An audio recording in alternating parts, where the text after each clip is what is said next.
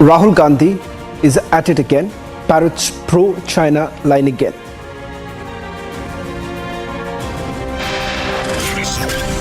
क्योंकि Chinese communist party के साथ जो उनका एग्रीमेंट हुआ उन्होंने नहीं बताया था। चाइना से फोटो आई। डोकलाम के समय इन्होंने चीन के राजदूत के साथ जो खाना खाया था इन्होंने नहीं बताया था, वहां से photo I. BJP hits out at Congress in an unrelenting attack, says Congress trying to weaken India's strategic position.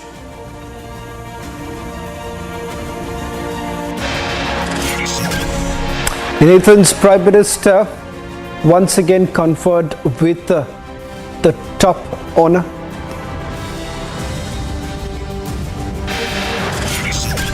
CBSE issues notice on Partition Horrors Remembrance Day. Congress opposes it. Questions once again asked why exactly block partition truth. Kremlin says Russian President Vladimir Putin likely to skip the G20 summit.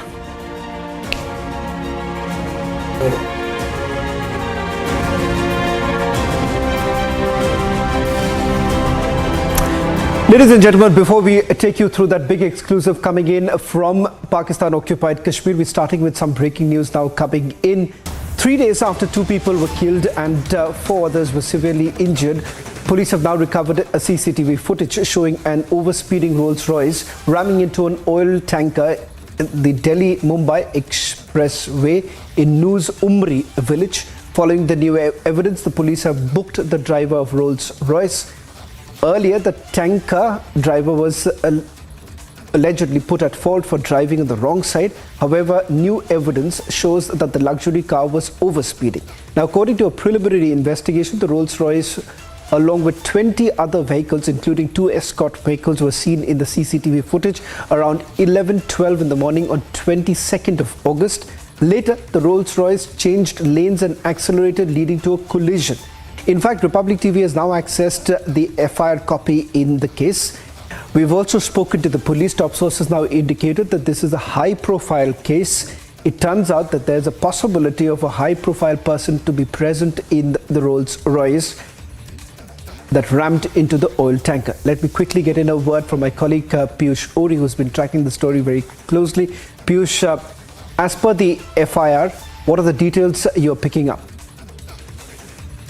So yes, Shravan, as for the FIR, as of now, what the police has been able to find is that this is a case of negligent driving in which the driver of Rolls-Royce has been found to be guilty. Now, he's been charged under sections of 304A along with the negligent driving. Mind you, the driver of the truck has already been taken into the custody by the police, and the investigation in this case is being underway as far as the police is concerned. However, as rightly says, that since it is a high-profile case, the police is now investigating all aspects of the case. Today, 3 days after the incident, the CCTV images of this very tragic accident was retrieved by Republic Television, in which you can see some very dramatic visuals, and in this you can see that how negligent driving is being done by the Rolls-Royce driver. Now, what actually is the entire state of affairs? Will there be action that would be taken against the Rolls-Royce driver who is right now being treated at a hospital in Gurugram? It will all be revealed by the further action of the new police, where apparently this accident has occurred. Back to the studio. Well, thank you very much, Piyush, for getting us the latest details, a story that we'll be tracking very closely. Who exactly is this high-profile person who's now been named? More details coming up in a short while from now. Should we focus now to that big story that we are getting you tonight? This Friday, we get you latest visuals now coming in from Gilgit Baltistan. If you're really wondering what exactly are these videos and why should it really concern any one of us, that's because the very fact that Shias were being persecuted right from Zia-ul Haq's time is something that has been known to everyone. But today, the reality is out for everyone to witness. What has happened over the last 48 hours is that protests in Skardu, in Gilgit Baltistan, has only intensified. Why exactly? That's because an FIR has now been registered against a cleric, a Shia cleric, against whom the FIR has been registered. Remember, the population of Shias have drastically reduced over the last few decades. It's only because of the laws that have been brought in, and there is a direct conflict between the Shias and Sunnis in Gilgit Baltistan, the very place where the Chinese are also now setting up their base. Now, in the visuals that have now been accessed, these are visuals coming in after the Friday prayers, where the protest had only increased. In fact, we are given to understand, our sources from Pakistan occupied Kashmir now indicating that the Pakistani army in fact has also intensified their patrolling, not for the first time.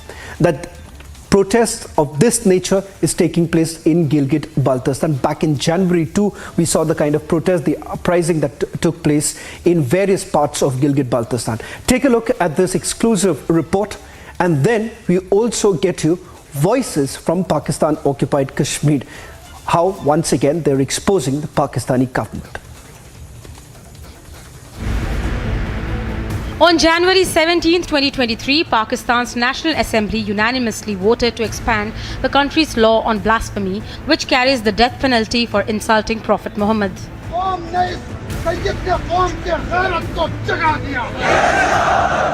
Human rights activists are concerned that the expanded laws could target minorities, particularly Shia Muslims, who are critical of many early Muslims.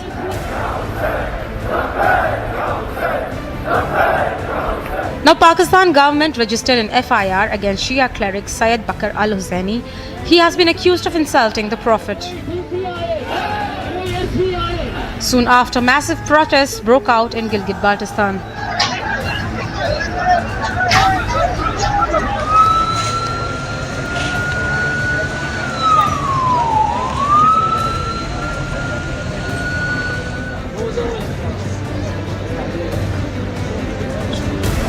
Demonstrators want the blasphemy laws to be taken back.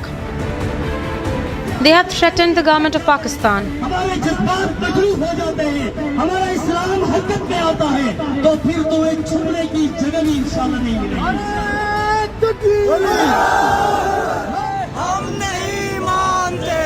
This is not the first time protests have taken place in Gilgit Baltistan. In January 2023, the locals and traders of Gilgit Baltistan in Pakistan-occupied Kashmir held protests against heavy taxation laws, illegal land occupation and load shedding imposed by the regime in the province. Gilgit Baltistan region is a Shia majority region which falls under Pakistan-occupied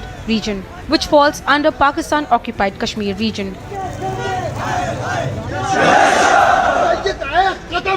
The region has been a victim of the divide and rule tactic of the Pakistani establishment.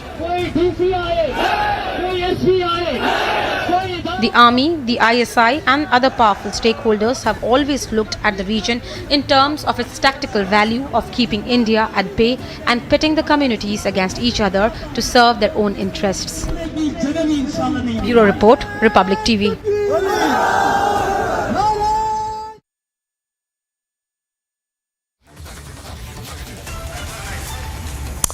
Well, in fact, we're getting in some more breaking news details that we have accessed. My colleague Kaswar is joining us right now from Pakistan, getting us the latest details too. Kaswar, I've spoken to my sources within Pakistan-occupied Kashmir. The situation appears to be extremely grim. The confrontation between the Shias and the Sunnis. Walk us through the details that you are picking up, how exactly it started with that FIR that has been registered. What's the condition right now? Well, Shaman, I must endorse your sources, and the reality is the condition there in Gilgit Baltistan is worsened, and clashes have reportedly been erupted between the Sunnis and the Shias communities over there as well. That is the fact. But your question that how did it start? Let me tell you that a couple of days before, the Sunnis of the area have had accused one of the most prominent Shia leaders, Mr. Bakr al-Husseini, is known as Sheikh Bakr al-Husseini, of insulting the companions of Prophet Muhammad, peace be upon him. This is how the situation started. And after that, the road Krakom Highway, an iconic, the road that connects China to Pakistan, that got blocked by the Sunni majority, the people as well, and they started mounting pressure on Pakistani government to cash to register FIR against a prominent Shia leader. And after 36 hours, according to my sources, the FIR was registered against the prominent Shia Cleric, which actually prompted the Shia majority people to come across the roads and streets across the region. And according to my sources, they have been sitting in on Krakom highway blocks. They blocked the Krakom highway, I told you, that connects China with Pakistan. And but after 36 to 40 hours, they have pulled back from the Krakom highway road that is in fact restored, but across other localities of Gilgit Baltistan, the sit-in continues. And now, first we saw the Shia people, the Sunni people mounting pressure on the government to, they have been sitting in across Gilgit Baltistan to mount pressure on the government, Pakistani government, to register again FIR against the prominent Shia leader. And now what we are seeing is during last 40 the hours, the Shia majority people have been blocking the streets, roads, and all of the iconic iconic places across the region, just to mount pressure on Pakistani government to take back the FIR, to release the FIR against this prominent Shia leader. And I must endorse your sources that the situation across the Gilgit-Baltistan region is is not easy. Rather, the clashes between two sides, Shia and the Sunni people, are likely to erupt even within coming days as well, because the government is keeping mum. And let me tell you that practically Pakistan government doesn't exist. Rather, a caretaker government with a very limited type of resources and the obligations exist here. So I fear in the present circumstances, the clashes between the two, the Shia communities and the Sunni communities can erupt in the coming days as well. And this is what I can tell you at the moment. This is just the beginning. And in case if the caretaker government did not take it seriously, the clashes can erupt in the coming days as well. The situation on the ground is really, really very tense. Well, Kaswar, I'll just request you to stay on with us. This is just the tip of the iceberg. In fact, we have accessed over 20 videos. These are videos that have come in since yesterday. In fact, we are being given to understand in Skardu itself, there have been, protests that have only intensified. What you see just behind me, this is the protest that has started sometime yesterday, is what we are being told.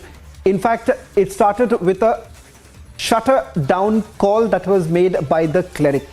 In fact, one of the tallest Shia cleric in Gilgit Baltistan, against whom the FIR has been registered. Now, this is as per the blasphemy bill. And once again, this is a fallout of that very bill that was basically introduced. But many say that it has been lopsided. It has only been targeting the Shias. That's the reason why they say that this is yet another tactic of the Pakistani government to persecute the Shias. What you see, that's video number one, that protests that are taking place, where the protesters are essentially demanding that not a single shop in Gilgit Baltistan will open unless the FIR is withdrawn against the cleric. So these visuals that you see on your screens are a reflection of what the Pakistani army and the Pakistani government have essentially been doing all this while. In fact, we're getting at some more breaking news. These are detailed, deep investigation that has been carried out, and we've got our hands on these videos, which the Pakistani media perhaps would not be liking to show it to the world. But this is the reality, ladies and gentlemen, what you see on your screen.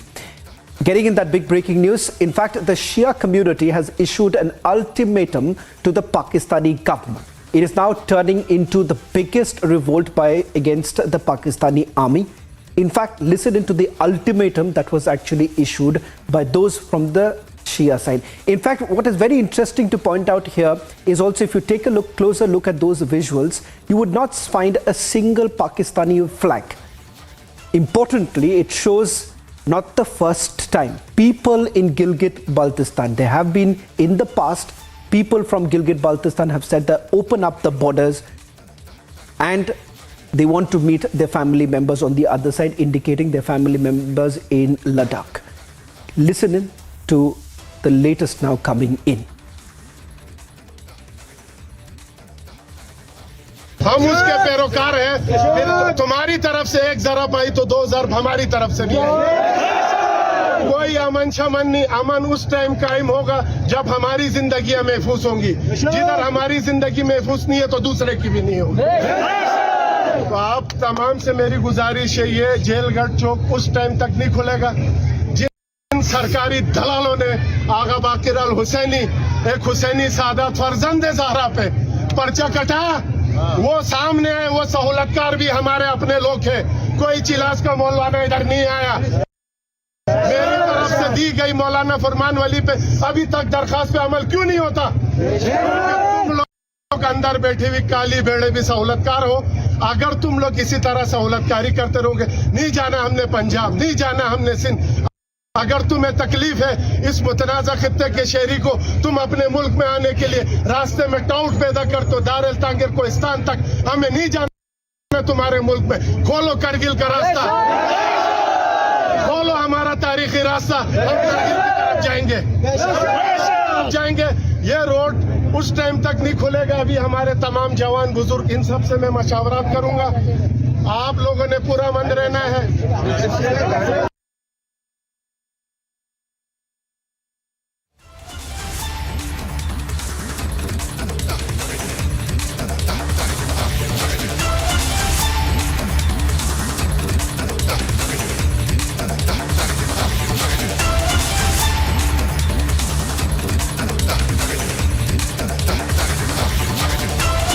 Exactly do they have to say about the situation in Gilgit Baltistan? In fact, let me try and go across to my colleague Kaswar, who's joining us from Pakistan. Kaswar, not the first time that they have essentially said kholo Kargil ki raste. Back in December and January, Republic TV had once again brought those voices out. The same continues. What exactly is the Pakistani army and the Pakistani government essentially trying to do? Well, Shaman, let me tell you that when we talk about Gilgit-Baltistan region, it is actually Shia-dominated, locality in Pakistan. And as you have rightly pointed out, that this is not for the first time that the Shia people, the Shia minority, has to come out to the roads and state to take their demand to the government of Pakistan as well. This is not for the first time. Even in 2010 and then 2015, another prominent Shia leader was detained for 5 years. On the same charges and the ground as well. And yeah, you have rightly pointed out, there have been calls in the past by these people to open the way, to open the historic way that leads to the Ladakh and other areas in the India as well. But this time, the people are really very angry. The Pakistan's army is, maintains good ground here in Gilgit-Baltistan region, but still, as we have seen the videos as well, these some people, Shia minority people, are very angry. And according to my sources, they have opened Krakram Highway after talks with the commissioner of the region as well. But across the region, the people, the Shia people, are still occupying the iconic, the places, the roads, and other things as well, not only in Gilgit-Baltistan, but also in Chilas and other parts of Gilgit-Baltistan. Such type of sittings continue, and they have only one demand, that is, the withdraw the FIR that have been registered, and even the copy of the FIR was not shared with the family members of Sheikh Bakir Hussaini as well. This is what is happening right now in Gilgit Baltistan region. As I told you earlier, that in Pakistan we have caretaker government that has very limited option, and there is possibility that in case if the authorities did not listen to these Shia people's demand, there I fear that the region which have seen peaceful, which remain calm and peaceful over the last 2-3 years, and in case if the authority did not listen to them this time, I fear there could be the confrontation between the Shia and the Sunni people as well. This is the only region where Shia have dominance over the Sunni people, and this is the right time for the authority in Pakistan to listen to them. But according to my sources and what the situation on the ground translates to, I am not sure that the authority in Pakistan is going to listen to them, and it will lead to the chaos and other confrontation in the region as well. And it will be, and the situation actually on the ground is really very, very alarming. And then even the Pakistani authority does not adjust to their demand, there could be another move by these people to travel by road to mount pressure on the government to restore, the historic road that leads to Ladakh as well. And God forbid, if it could lead to another chaos and confrontation in the region as well. And let me tell you, lastly, this region has history of Shia and Sunni, the confrontation. They have in the past, the clashes have been erupted between two communities, but over last say 6-7 years, this region remains cool and calm. But all of a sudden, soon after, the allegation was heard on most prominent Shia leader, and FIR was registered. The situation in this, the region have suddenly become grave, and this is an eye-opener for the Pakistan military and the Pakistani authority as well. They have to listen to their demand, and in case if they did not, I am seeing another, episode of chaos and confrontation in the region.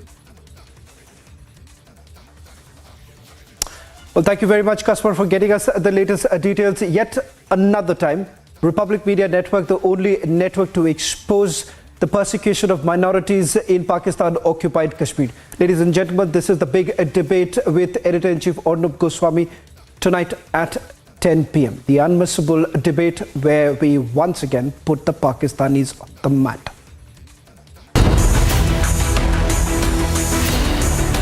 Major protests by Shias in Gilgit Baltistan.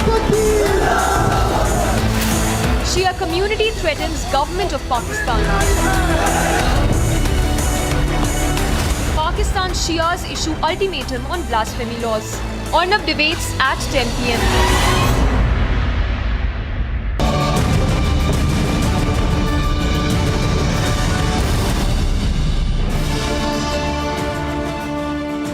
Amity School of Communication has been ranked among India's top 5 mass comm institutes for the last 3 years by India Today, a testimony to its most high-tech studios, senior professionals as faculty and placements in leading media organizations.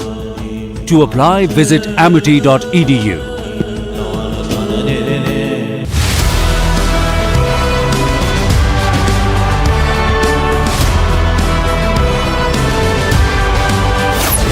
Hero for all of us. What is it like sitting next to Magnus Carlsen at such a big event? Yeah, of course, it feels good to be in finals because I didn't really expect it, and I'm also happy that I played well in terms of chess as well. To play Magnus, it's always a pleasure.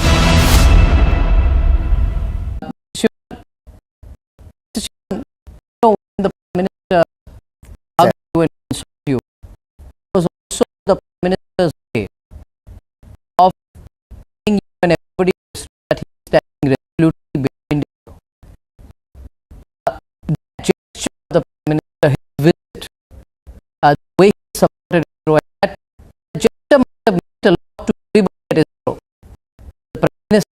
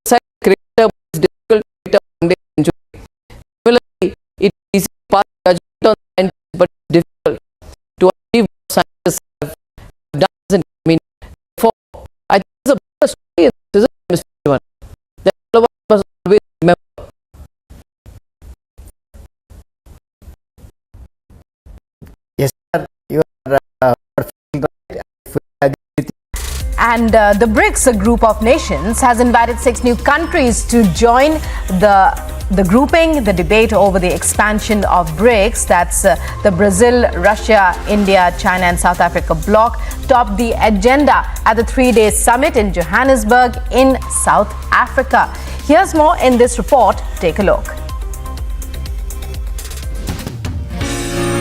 The 15th BRICS summit held in Johannesburg concluded on Thursday. Prime Minister Modi, who was in South Africa to participate in the first in-person summit of BRICS nations since 2019, made global headlines.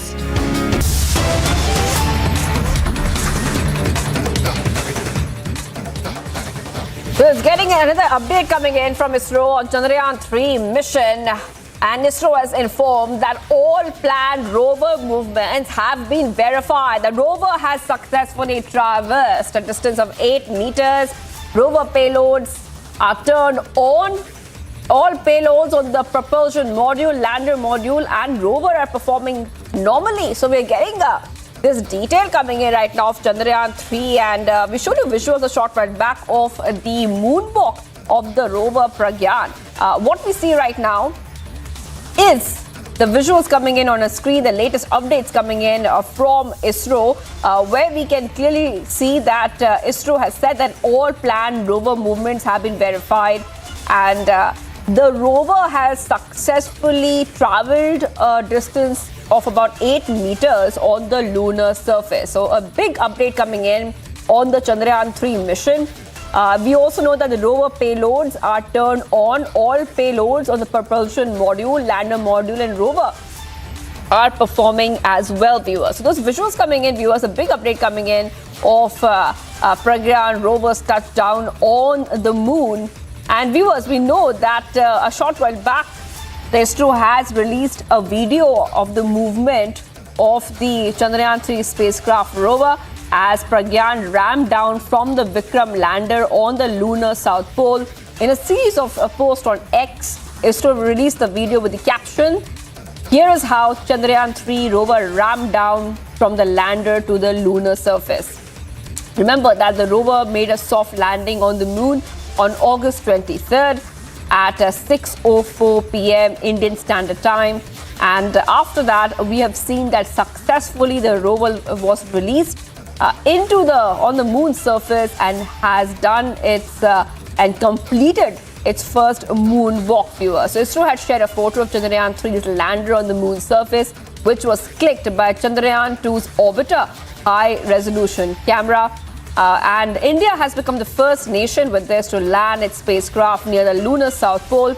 It's only the 4th country in the history of mankind to complete a soft landing on the moon after the US, the now defunct Soviet Union and China.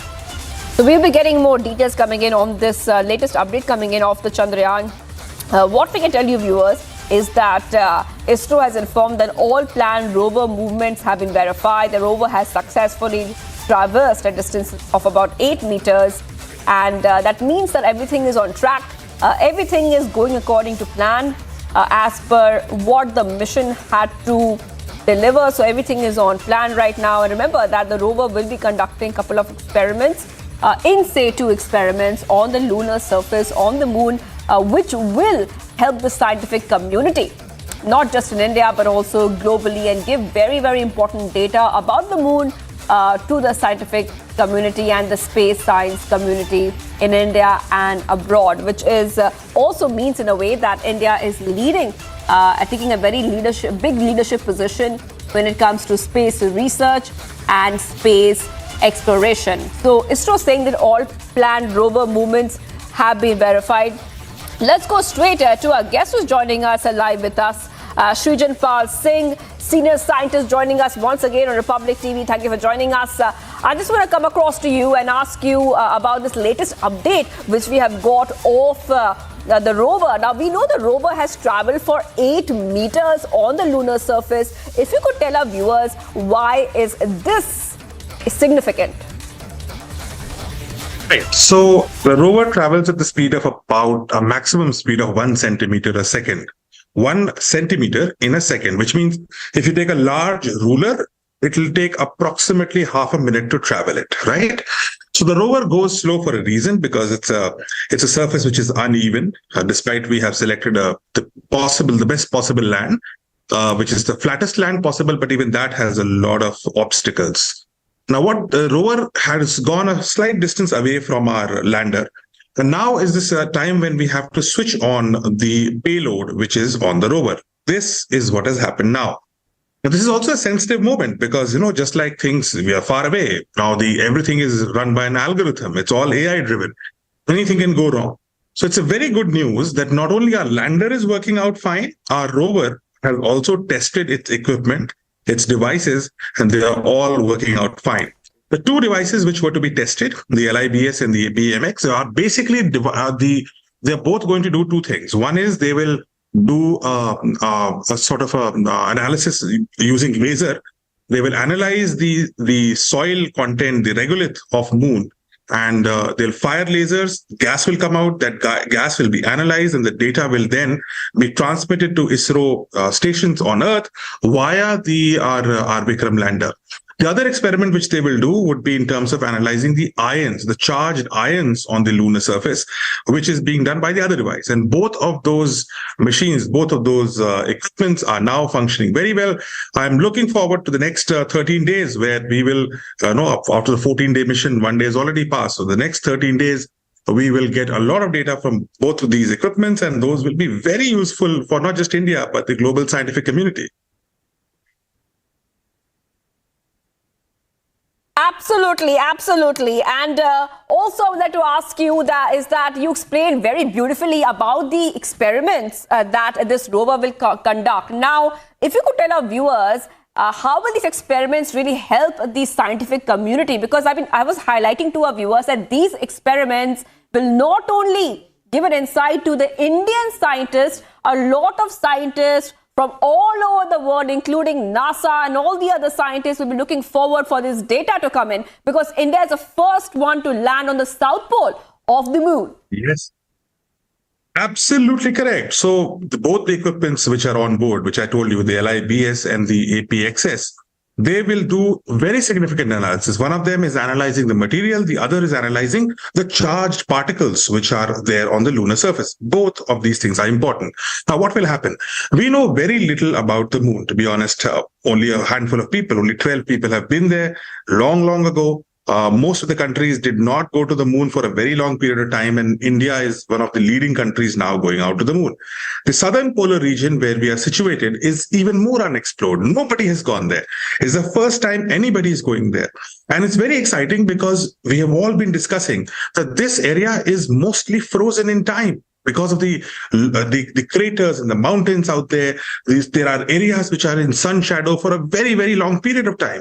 There is material there which has been frozen perhaps for billions of years.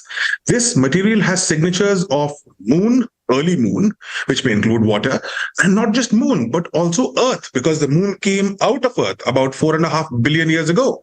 So it will have that material of Earth, which has a signature of as back as 4.5 billion years.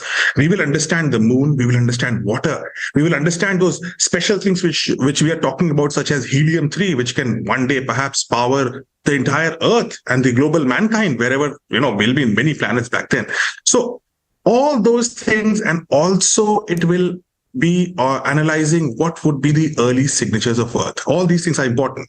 The other experiment, the alpha particle experiment, the APXS, will analyze how solar radiation is affecting the moon's surface, because it is ionizing the surface near the moon.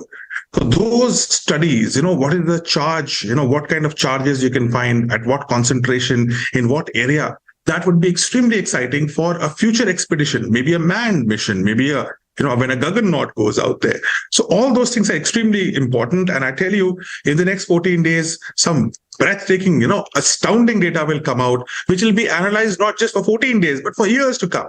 And perhaps some of the great PhDs, researchers will come out across global universities with the data which you're going to see in the next 14 days.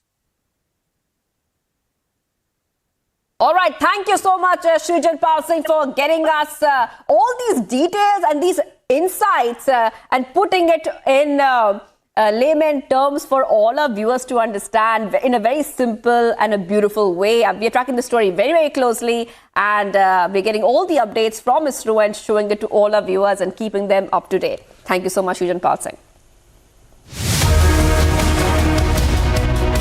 We are the first country to land in the south pole of the moon as well. So what is your message, sir? It's a thing of great pride to us. Not that we did it in ISRO, but it's the whole country did it. The confidence that you give out by this process